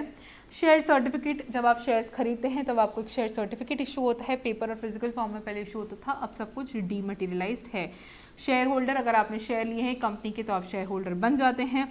SIB is securities and investment board of UK, only full form splitting, subdivision of a share of a large denomination into shares of smaller denomination। Company काफ़ी बार share split करती है। जैसे अगर उनकी कभी 10 रुपये के shares थे तो वो बोल देती कि आज से हमारे शेयर स्प्लिट कर रहे हैं हम, एक शेयर 10 रुपये का था पहले, अब हम बोलते हैं कि हमारे 5 रुपये के 5 रुपीज़ के 2 शेयर्स हो जाएंगे। तो ये प्रोसेस को बोलते हैं स्प्लिटिंग। जब हम अमाउंट को कम कर देते हैं और नंबर ऑफ शेयर्स को बढ़ा देते हैं तो उसको बोलते हैं स्प्लिटिंग। स्पॉट मीन्स तुरंत, किसी भी चीज़ का स्पॉट मीन्स तुरंत। स्पॉट सेल्स मतलब अभी तुरंत डिलीवर करना है, स्पॉट डिलीवरी मतलब अभी तुरंत डिलीवर करना है, स्पॉट कैश मतलब पेमेंट इज ड्यू इमीडिएटली। तो यहाँ पे बहुत सारे दिए हुए। Spot price indicates the price on various as basis, मतलब आज की डेट पे क्या स्पॉट है। स्पॉट मीन्स करंट, तुरंत में क्या है, तुरंत में सेल, अगर स्पॉट डिलीवरी है तो तुरंत डिलीवरी है, स्पॉट प्राइस है तो अभी करंट प्राइस है, स्पॉट सेल है तो तुरंत सेल है। Stag means speculator who buys and sell rapidly for fast profit, मतलब फटाफट खरीदता है फटाफट बेचता है ताकि उसको ज़्यादा प्रॉफिट हो जाए, तो उस इंसान को बोलते हैं स्टैग। Stamp duty is ad valorem duty evidence for affixing revenue. अगर आपको कोई भी चीज़ को रजिस्टर कराना है, बीट वो शेयर्स हो या बीट अगर आप प्रॉपर्टी बेच रहे हैं, अगर आपको उसको ट्रांसफर को रजिस्टर कराना है तो आपको स्टैम्प ड्यूटी भरनी पड़ती है गवर्नमेंट को। एड वैलोरम मतलब depending on a particular thing, ad valorem मतलब depending on a particular thing, please write it down if you do not know. जैसे आपको पता होगा कि अगर आपकी प्रॉपर्टी की वैल्यू ज़्यादा है तो आपकी स्टैम्प ड्यूटी भी ज़्यादा आएगी, अगर आपके शेयर्स ऑथराइज ज़्यादा हैं तो आपकी स्टैम्प ड्यूटी की वैल्यू ज़्यादा आएगी। तो एड वैलोरम मतलब डिपेंडिंग अपॉन फाइनल प्राइस, उसके बेसिस पर डिसाइड होता है कितनी स्टैम्प ड्यूटी भरनी है। और क्योंकि आपको वो रजिस्टर कराना है गवर्नमेंट से तो आपको वो गवर्नमेंट को रजिस्टर कराने के लिए स्टैम्प ड्यूटी भरनी पड़ती है। Standing order and instruction which remains in force till withdrawn, जैसे मैंने आपको फर्स्ट डे पे बोल दिया था कि आपको मेरी क्लास में हर बार रिवाइज करके आना है, तो इट्स अ स्टैंडिंग ऑर्डर कि मतलब अगर मैं जब तक ये नहीं बोलती कि आपको क्लास में रिवाइज नहीं करके आना है आज से, तब तक ये वो वैलिड रहेगा। सिमिलरली बैंक्स में इट्स स्टैंडिंग ऑर्डर, अगर आपने लोन लिया इट्स स्टैंडिंग ऑर्डर टू पे EMI of this every month. तो जब तक कि बैंक वापस से आपको ये नहीं इशू करती कि नहीं अब आपको EMI नहीं पे करना है तो वो वैलिड रहेगा तब तक के लिए। ओके। स्टैच्यूटरी बुक्स, जो कि अगर आपको किसी स्टैच्यूट मतलब लॉ के अकॉर्डिंग अगर कोई बुक्स मेंटेन करनी रहती है, जैसे टैक्स के हिसाब से अगर आपको कोई बुक्स मेंटेन करनी है या आपको मिनट ऑफ मीटिंग्स मेंटेन करना है, तो ये सब है स्टैच्यूटरी रिकॉर्ड, जो किसी स्टैच्यूट ने आपको बोला है कि आपको ये रिकॉर्ड मेंटेन करना है या डायरेक्टर्स की डिटेल्स मेंटेन करनी रहती है एज पर कंपनीज एक्ट, तो वो कंपनीज एक्ट ने बोला है कि आपको डायरेक्टर्स की डिटेल मेंटेन करनी है. It is said to you by a statute to maintain a particular record, hence it's called a statutory record. Stock exchange, जहाँ पे भी सिक्योरिटीज की डीलिंग होती है, that is called stock exchange. Stop transfer, it is an instruction given by an account holder to bank not to clear the cheque. जैसे अगर आपको कोई ट्रांसफर को रिस्ट्रिक्ट करना है, कोई ट्रांसफर आपका ड्यू है, तो आप स्टॉप ऑर्डर दे सकते हैं बैंक को कि please do not clear this cheque, please do not process this transaction. This is a stop order. Stop order मतलब ऑर्डर दे रहा हूँ कि रुक जाओ, स्टॉप हो जाओ, do not process that particular transaction. Subjudice, a matter pending in decision by a court, is called as subjudice. Parties to such a matter should not do anything that would affect the final. मतलब अगर कोई court में case pending है और उसका decision आने का है तो उसको सबजुडाइज बोलते हैं. मतलब सब मतलब कम, सब मतलब थोड़ा जस्टिस हुआ है. सबजुडाइज मतलब वो मैटर अभी तक क्लियर नहीं हुआ है तो आपको कुछ भी नहीं करना है उस चीज़ को लेके. इट इज अ सबजुडाइज मैटर जो अभी तक कोर्ट का डिसीजन आना उस चीज़ के ऊपर पेंडिंग है. Subrogation, the legal principle that entitles the insured only the actual loss sustained in case of pure indemnity. अब इंश्योरेंस कॉन्ट्रैक्ट, अगर आपका सपोज 1 करोड़ का कवर है कि अगर मेरा स्टॉक जल जाता है तो मैं 1 करोड़ का कवर इंश्योर करा दिया, आपने 1 करोड़ का इंश्योरेंस करा दिया स्टॉक के पीछे, और आपके पास एक्चुअली आग लग जाती है बट पूरा स्टॉक नहीं जलता है, आपको सिर्फ 10 लाख का स्टॉक जलता है, बाकी स्टॉक आप सेव कर लेते हैं. तो insurance company will only pay you for the 10 lakh का stock. Insurance company will only compensate for you to for that 10 lakh का स्टॉक. यू कैन नॉट से कि मुझे पूरे 1 करोड़ के लिए कंपेंसेट करो, क्योंकि आपका जितना एक्चुअल लॉस है उतने के लिए ही आपको कंपेंसेट किया जाएगा. This is the principle of subrogation. Subrogation ये बोलता है कि जितना एक्चुअल लॉस है उतने के लिए ही कंपेंसेट किया जाएगा. सुओ मोटो मतलब सुओ मोटो खुद से. द कोर्ट में take an action on its own, खुद से, when facts requiring legal intervention reach its notice. suo moto मतलब खुद से, the court में take an action on its own, खुद से वो action लेंगी when it reaches to a intervention of its notice. Swap, a financial transaction which exploits arbitrage opportunities between market and in which two counterparties agree to exchange streams of payment over time according to a predetermined rule. Again जैसे futures options है वैसे swap is also very in depth, very long, very detail topic. Briefly मैं आपको समझा देती हूँ कि 2 parties है ए और बी, वो डिसाइड कर लेते हैं कि मेरे पेमेंट्स तुम रख लो, तुम्हारे पेमेंट्स हम रख लें. ये इसीलिए करते हैं ताकि हम दोनों को उस चीज़ से प्रॉफिट हो जाए, ये ऐसा अग्रीमेंट डिसाइड होता है कि मेरे पेमेंट्स तुम एक्सचेंज पेमेंट्स, कि मेरे पेमेंट्स तुम रख लो, तुम्हारे पेमेंट्स मुझे देख लो. स्वैप कर लेना मतलब इंटरचेंज कर लेना, एक्सचेंज कर लेना, उसको बोलते हैं स्वैप कर लेना. तो ये एक फाइनेंशियल टर्म है, एक बहुत इन डेप्थ टर्म है. अभी आपको सिर्फ इतना याद रखना है, स्वैप कर लेना मतलब आपको पेमेंट स्वैप कर लेनी है. 2 parties when they exchange payments, when they swap payments, that is known as swap. So as promised, we'll take a pause here. R and S ही करेंगे. इसके बाद T, U, V, W कुछ ही बचा है. 2 pages, only 2 pages of it left. I think in the next class what we'll do is कि हम एक छोटा सा वीडियो बना के ये जो remaining business correspondence business terminologies बची है उसको ख़त्म कर लें, ताकि हमारा ये जो 5, 6, 7, 8 का बर्डन है वो एट अ स्ट्रेच खत्म हो जाए. फिर हमारे पास सिर्फ लैंग्वेज ओरिएंटेड पार्ट्स बचे, 1, 2, 3 chapters. Okay, so I am planning for this but we'll still see what we'll do about it, how we'll proceed with it, कि हम कैसे इसको कंप्लीट करते हैं. Okay, so I hope this was very very beneficial to you. आज हमने बहुत major portion complete कर लिया है. आज हमने जो हमारा टारगेट था उसको पूरी तरीके से अचीव कर लिया, and that too well within the time. So yeah, this is the spirit we have to maintain, this is the spirit that we have to have. And okay, thank you for your cooperation, guys. Thank you for being here attentively. Thank you for listening every lecture attentively.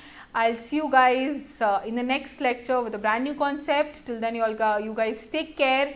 Bye bye, be happy and stay safe. Thank you.